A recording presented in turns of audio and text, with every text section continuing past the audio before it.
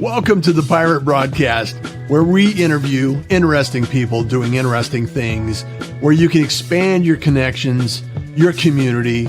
Kindness is cool and smiles are free. And let's get this party started. I am so excited for the Pirate Broadcast today because we're going to talk about things that are relevant to today's environment. We're going to be talking about education, bringing your kids into a virtual classroom, and the fact that we're getting back into the school year, and then also some deeper questions about education and the opportunities that education brings to the table, and also maybe some more personal stories with Jenifer Price today. And if you're welcome here, you're always welcome here. And if you're watching today live, drop some comments in the feed so we can actually interact with you. And also, don't forget to share this. Subscribe to the YouTube channel, subscribe to the podcast, and you can always go on russjohns.com and watch the replays at any time. So with that, please welcome Dr. Jen Price. How are you today? Good morning. I'm well. How are you? I'm very well. Thank you for asking. One of the things I wanted to talk about today is you've had your own journey. You got a book coming out. You've got courses that are delivered to parents that are searching for resources. And I want to dive in to how did you start this journey? I know that things were not always easy for you, but I wanted to kind of dive into your story of origin and how you became an educator and involved in the education process.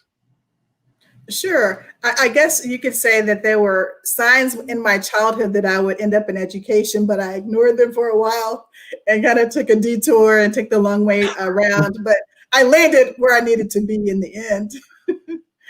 What I mean by that is things were kind of rocky when I grew up. We had a tragedy. My mom passed away when I was 7.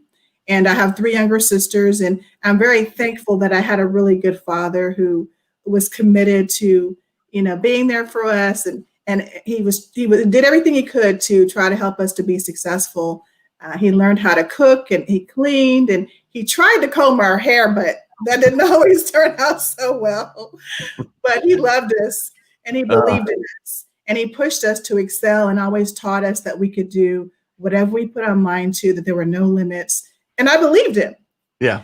And so in our childhood, we had insurance salesmen come to our house, and they were trying to sell the idea of you need insurance to pay for college, which I really don't understand to this day why we would need insurance to pay for college. But anyway, I announced proudly that I was going to college on a full ride scholarship, and he told me it wasn't possible. Wow. So what was your scholarship on? And what was that question? What was your scholarship for? And so I didn't believe him because my dad taught me I could do whatever I set my mind to. And so I started looking for scholarships in 7th grade. And by the end of the process, when I was in high school, I started looking for scholarships. And I had learned from those applications how important it was to have good grades, to be involved in the community, and to also participate in extracurricular activities. And so my scholarship, the full ride scholarship for my bachelor's and master's degree, was based on all of those things. And so I'm thankful that I guess I was told what I couldn't do, because it prompted me to really come up with a plan to make my dream become a reality. So for those of you that are not connected with Jen, please connect with her and, tell her Russ sent you. Make a comment, make it personal, and let her know that you're a pirate, because you're now a pirate. So let's start the conversation, because there's so many things that I want to unpack from your childhood and growing up, and the fact that you had this inspiration as in 7th grade to go out and actually look for scholarships and look for ways and find and discover a path to actually go to college. And so it was meant to be, obviously. And I think that a lot of people fail to understand that there's a lot of scholarships out there that go undelivered because people just overlook that they're available. There's a lot of resources for people to go to college and school and have resources available to them if they do the homework and they go out there. And that's part of what you're doing now for families, as I understand or I imagine. So, what's the process that you go through? Sure. One of the things I like to do is assess a student and look at where they are in terms of what have they accomplished to today. What kind of grades do they have? What is their GPA? What is their rank? If their school ranks, what kind of clubs and activities are they involved in? Are they serving others? And not every student has all of those things. Some do really well in school and they're Hmm. so busy with their advanced placement courses and they're a little light on the club department. Or maybe Yeah. they just really serve a whole lot. Maybe they even volunteer in their church, but then they don't do much outside of that. Some do a little bit of everything. And so part of what I do is get to know the student and the family to try to understand what is it that fuels that student? What are they excited about? What are they passionate about? What are their strengths? And Yeah. in some cases, I might even challenge them or encourage them to push themselves, stretch themselves beyond where they are and say, you know what, I'm glad that you're on the debate team right now. Next year, how about you become an officer? Or by the time that you're a junior, maybe you should shoot for being a vice president, of this organization. And so I encourage them, I challenge them to do things that make sense, not just some random, oh, let me go help people in a nursing home because I need volunteer hours. No, if you really don't want to do that, do something that makes sense for who you are and what Yeah. you enjoy. Do you And find do you find that there are some kids that are um,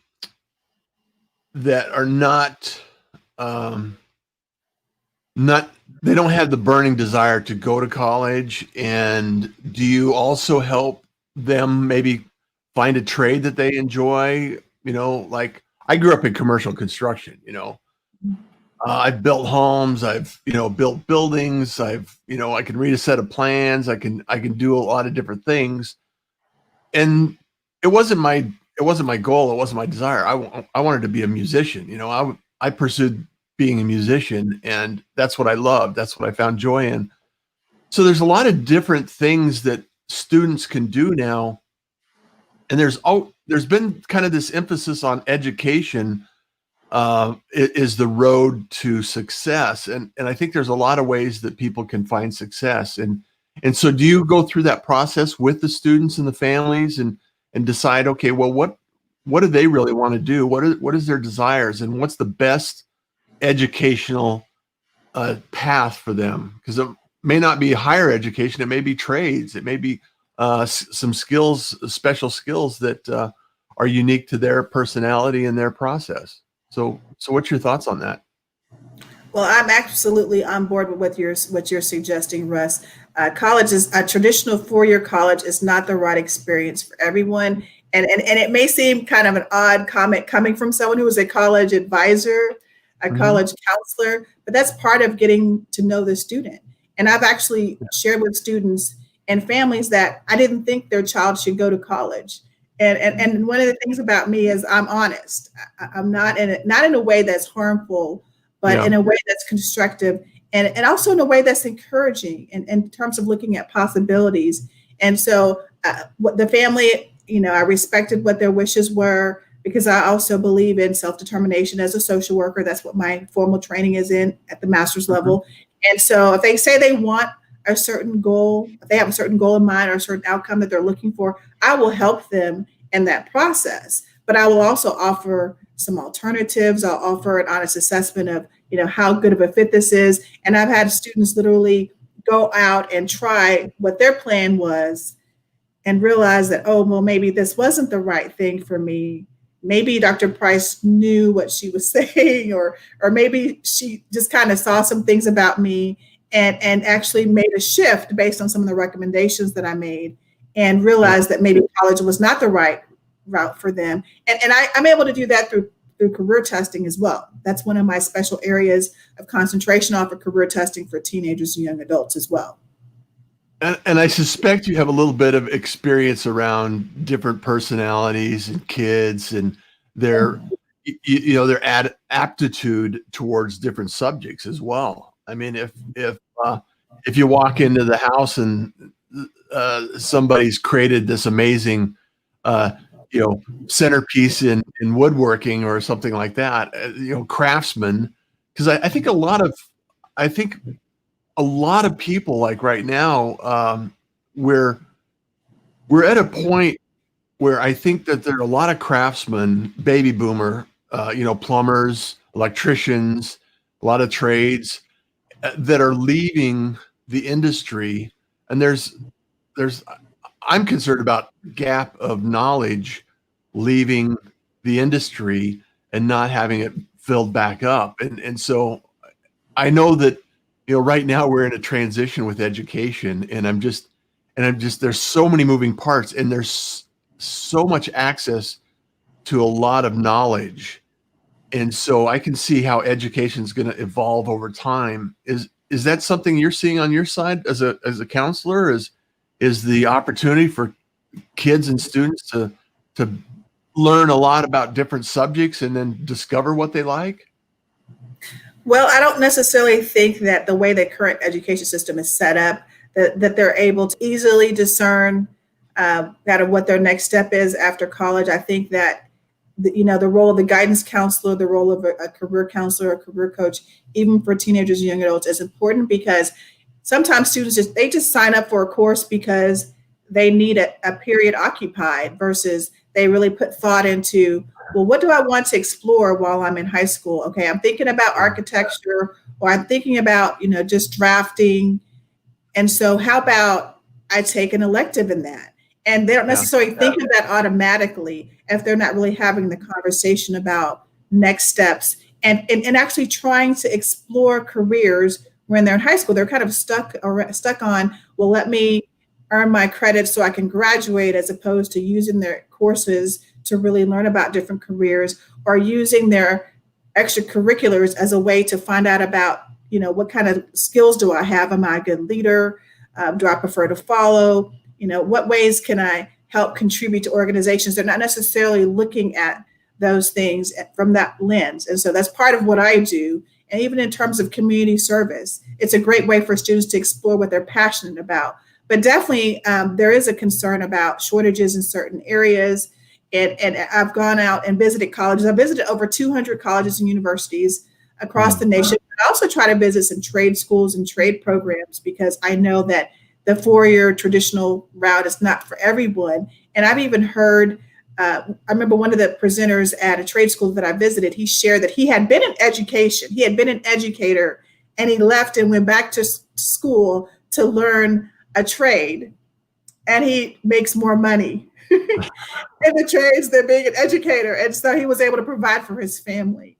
And so I thought that was really insightful and important to share, because Yeah. there are some careers that you can have a very comfortable life, and it doesn't necessarily have to involve a traditional four-year degree. It may involve 1 year or 2 years or an apprenticeship, but you have to kind of think outside the box sometimes. Yeah. Well, and the reason I bring it up, I've had this discussion with my youngest son. He went to college. He actually was in the accelerated program during high school, where he went to college part-time and got some credits. And then I was relocated for my job to Houston, and he graduated and followed me down there. And he always has this feeling that he missed out by not finishing college. And I said, well, go back and finish college if you want to finish college. I said, what would you want to graduate in? And he goes, I don't know. I mean, he's already making really good money in a job that he's had for a while now, and he's not happy with he's not satisfied with where he is, and he just feels like he missed out. And my question was like, well, take some classes, go explore some different, opportunities, go into project management, go into graphic design. Are you creative? You want to do something? And it's really, some kids are super challenged by identifying what draws their interest. So how do you pull that out of them? How do you grab a child, in their high school years and try to discover some of the things that bring them joy when they're doing it, and then guide them in a direction that allows them to be fulfilled as an adult in society. Because that's a tough task. It is. That's a big question, Russ. And so I think it's a combination of over 20 years of experience working with teenagers and young adults, and knowing how to talk to them and how to extract information from them and gleaning information from their parents, even just sometimes from what they were like when they were children. I think there are hints that we can overlook sometimes when they're small. Like, for example, when I was a child, I would read encyclopedias and I would teach my sisters lessons from the encyclopedia. So there were signs that education was a good fit for me, but that wasn't necessarily what society said I should do. I should be a lawyer. I should be a doctor because I was good in school. Not necessarily what do I love to do and what energizes me. What am I passionate about? What am I good at? And so asking them some of those hard questions and just really getting to know them and going through the career assessment, because not only are you looking at the data, that's the science of career testing, but the art of career testing is asking those questions, those clarifying questions, to look at what the underlying reason behind an outcome. And so that's something that I do with families to really get to the heart of the student. And a lot of times when we're in those sessions, they're like, "How did you know?" Or they're just totally shocked that I would ask certain questions. And I was like, well, based on this response, it would suggest that there might be something, some kind of artistic ability that you have. Is it art? Is it music? What is it? Do you draw? Do you paint? And they're like, oh, okay. And so that kind of opens the door for us to kind of explore more of what it is about them, so that I can more carefully make recommendations. And even when you get a list of recommendations for careers, it can feel very overwhelming. And that happens at the college level sometimes. They get this list of 50 career titles, and they really need to sit down and talk to someone and talk through, well, which one should I rule out? And let me look at a manageable number of career options at one time, and maybe decide to take some electives to explore it more, or volunteer, or get a part-time job or internship. Really having conversations with people in those fields to kind of refine their list of career options. So it's a lot of things go into it. And the example I like to use is, when you do career testing, you may not know which house in the neighborhood is right for you, but the goal is to get you in the right neighborhood. And then you might go from door to door and try out some different, or check them out to see what ultimately where you want to live. And sometimes you may not live there for your entire life. You might live there for 5 years, 10 years, and then move. Maybe even to a different neighborhood, but that's the kind of I like to share with families. Yeah, I always look at it, I've had multiple careers over my lifetime, and a diverse number of experiences. And that's what I think builds the wealth in our lives, is the richness of experience. And one of the things that I want to mention is, and I think that there's a lot of misinformation, and maybe not, that may not be the best way to describe it, but there's a lot of resources by mentorship and finding people in an industry where you could go, where kids could go interview someone and ask questions and things like that. And one of the things, like just in the pirate community, like we have Howard Kaufman. Good morning. He's an entrepreneur that started a business. He's in an industry that is already out there. Howard, good morning. Thank you for being here. We got Randall Constant. He's in the food industry. He's been building a network of companies that are in the food industry in all 50 states, and he has companies all over that talk to him and encourage him to talk about their products and services and things like that. So there's people from all over the world that are here, and then they're just all over. And so I don't want to mess up your name, so I'm sorry. How are you? It's going. And then Lewis, good morning, Jenifer and Russ from Los Angeles. Have a groovy day. Thank you, Lewis. Appreciate it. Sherry Lawley, she's created products and services for the healthcare industry and the construction industry, and doing some things like that. And it's all of these, Angie, Angie works for an organization that serves the government supplies and services and products and everything else. It's amazing. And good morning, Corey. I'm not sure what Corey does. I have to learn more about Corey. Thank you for being here, Corey. And Wendy asked the question, what is your advice on trying a lot of different volunteer job options?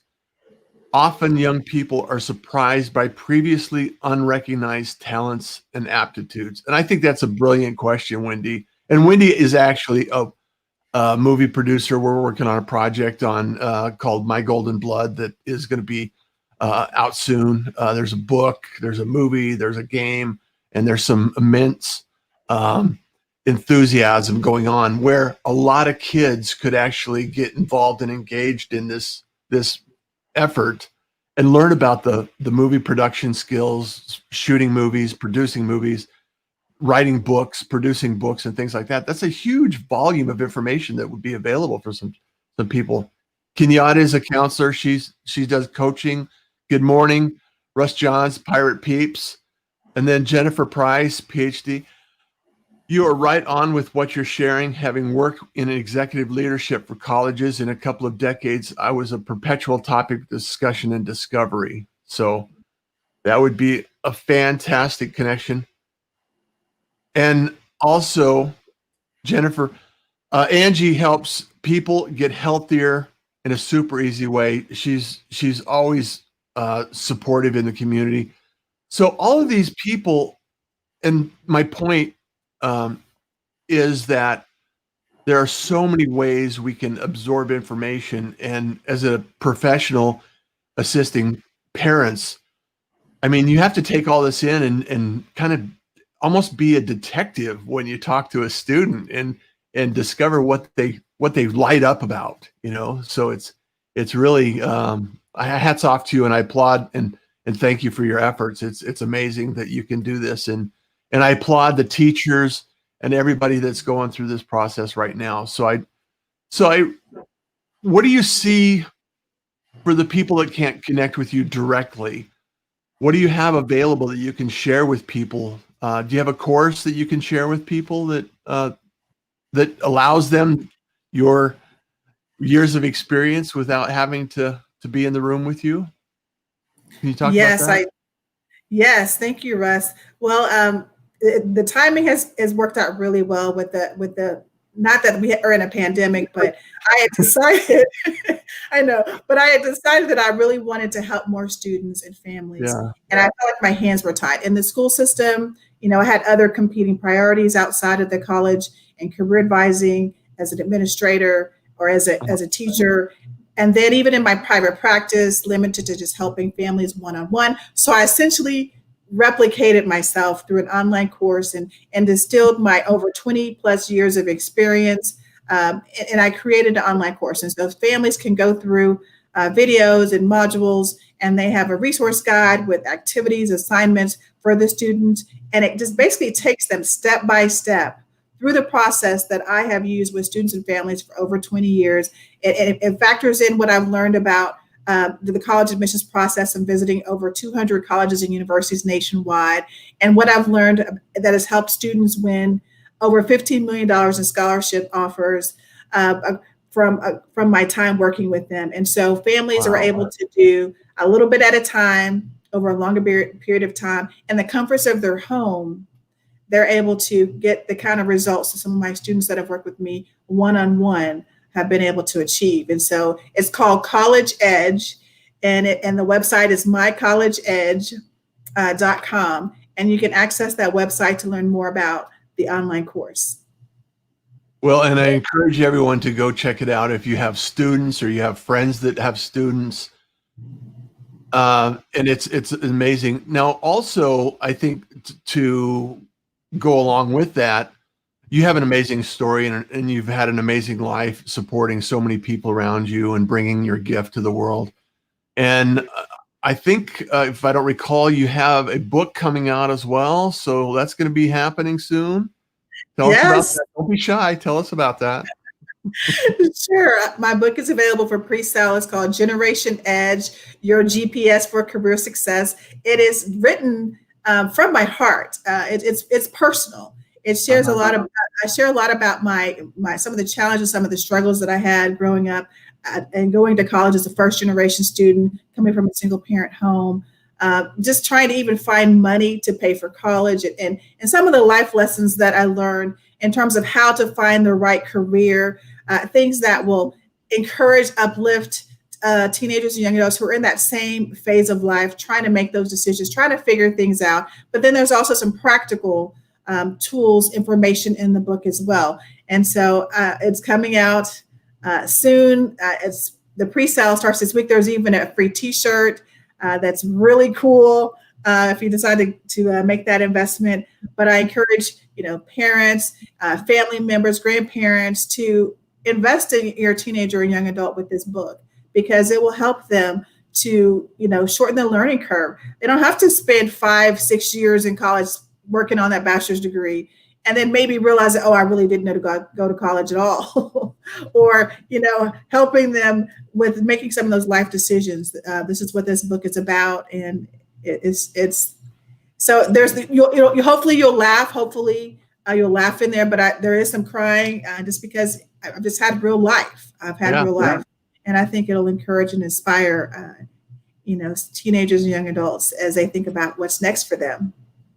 Yeah. Is there any pivotal moments that you've had in your life where you look back and you think, I am so grateful that I made the choice that I made, and that you could impart some wisdom with the community here today about making decisions and making choices, and sharing some wisdom today? Yes, I think one of the pivot points or key moments in my life was when I failed organic chemistry 3 times. Not once, not twice, 3 times. And so I started off taking it, and then I dropped it, and then I took it the second time, and I made a D, and then I took it the third time, and I brought it up to a C, and then I had the nerve to go on to organic chemistry 2 and try that the first time. And what I learned from that process, one, first of all, I knew that it's important to not give up when things get hard. And so I feel like I illustrated that with my persistence, but then it was also like I was banging my head against a brick wall, and I was going to class, and I was getting tutoring, and I was going to discussion session and doing the homework. And I even bought the little models, the little molecular models, and trying to put them together. But at the end of the day, I had to realize that it just really wasn't for me. I wasn't passionate about it. I really didn't understand a lot of it. It wasn't fun for me. And that was the catalyst for me going to get help, to find out what might be a better fit for me. I went to the Career Center, got some career testing. And that's when I was introduced to majors, to career options that suited me. And so sometimes when something bad happens to you, something good can come out of it. I mean, I still was able to go on to get a PhD, even though I failed a course multiple times. I didn't do very well in the course many times. And so sometimes those life lessons, those setbacks can position us to where we need to be and put us on track for where we need to go. That is so true. That is so true. So I want to give a shout out to Wendy. Thank you, Admiral. She calls me Admiral. The beautiful thing about Russ and his Pirates is we will discuss our careers and educate and inspire others. Pirates, share this info. You are an inspiration to so many, and I'm sure that you've impacted so many other lives and will continue to impact lives. So you're a wonderful guest. Thank you, Jenifer, for being a pirate. And if you're not connected to Dr. Jen, please connect with her. Tell her Russ sent you, and make sure that you know and understand that there are options. And sometimes the options we imagine and sometimes the dream we're told is ours may not necessarily be ours. So you have to dig deep, and you have to understand what brings you joy, what you're passionate about. And just like she shared today, there's so many things that you have to look at. And so if you can find some assistance, and we'll share these links in the show notes at russjohns.com.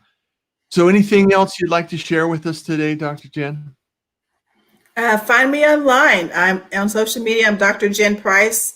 Whether it's Instagram, whether it's Twitter, whether it's Facebook, and my webpage is drjenprice.com. I do want to connect with you. So look me up. Find me on LinkedIn. Awesome. Awesome. Well, thank you so much for being here today. And all the pirates, thank you for being here. And if you're watching the replay, please subscribe to the YouTube channel, Facebook, Twitter, the podcast. Leave comments, likes, shares, all of those social media things that people love to do. And please stay connected with the pirate community. Start the conversation. There's so many beautiful resources here that you have an opportunity to learn so much, meet people that you care about. And as always, kindness is cool and smiles are free. So you enjoy the day. Take care, everyone. Thank you for joining the Pirate Broadcast. If you found this content valuable, please like, comment, and share it across your social media channels. I would love the opportunity to help others grow in their business. The Pirate Syndicate is a platform where you show up, we produce the show. It's that easy. If you want to be seen, be heard, and be talked about, join the Pirate Syndicate today.